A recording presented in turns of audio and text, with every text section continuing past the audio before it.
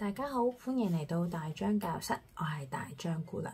今日咧，我想同大家咧分享下咧使用呢個刨皮嘅工具刨皮器。咁我相信咧，大家喺煮嘢食嘅時候都會用到啦。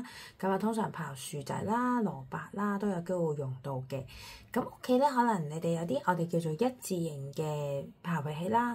咁我咧屋企就係用開 Y 字形嘅刨嘅。咁我今日都想分享下咧，大家如果用嘅時候可以點樣用啦，同埋點樣可以操作上可以再順暢啲。嗱，咁我今日咧就攞個蘋果啦嚟做一個簡單嘅示範啦。咁我相信大家如果唔整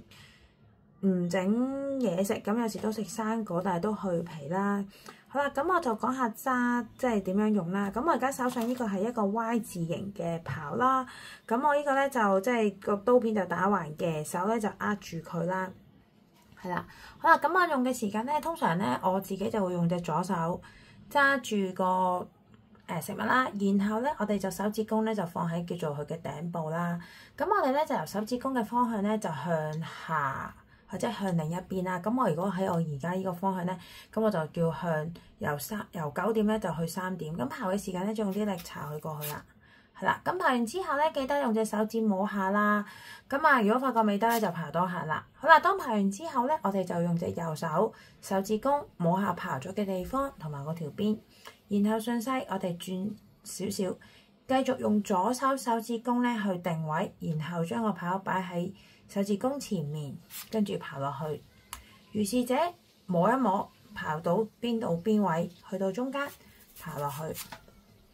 咁通常咧，我哋會將咧刨到去即係嗰條邊界咧，就轉到去到向頂上方啦。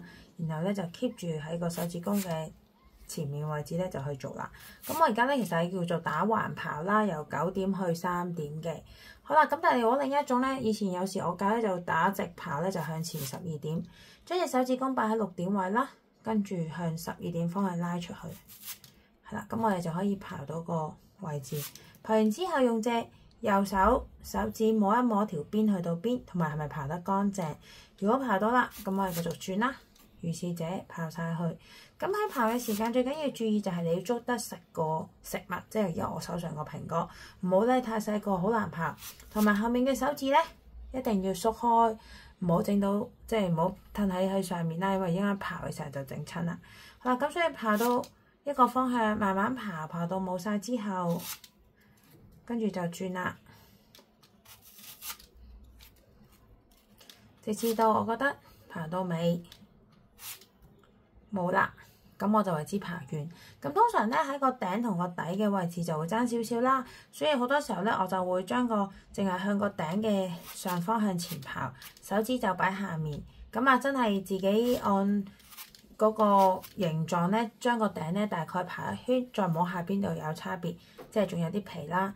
嚟到另一邊，咁同一樣嘅做法。咁盡量啲手指就唔好擺埋去啦，因為驚自己刨到。係啦，摸到有皮嘅話，跟住就喺個位置用隻手指公摸一摸住，大概呢個位置檢度到啦，將個刨向前刨。係啦，跟住咧就刨埋嗰少少嘅位置。咁我哋就用完㗎啦。咁呢個咧都係一個好常用刨嘅方法。記得提翻咧，就係我哋嘅左手咧要做一個定位嘅動作。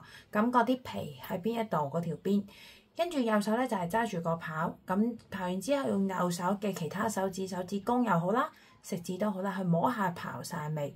我寧願慢慢刨，好過即係唔好刨到突然間呢度漏咗條邊咁樣。係啦，咁啊到時再補翻刨就好難啦。好啦，咁啊大家可以試下。有問題隨時留言話俾我聽，拜拜。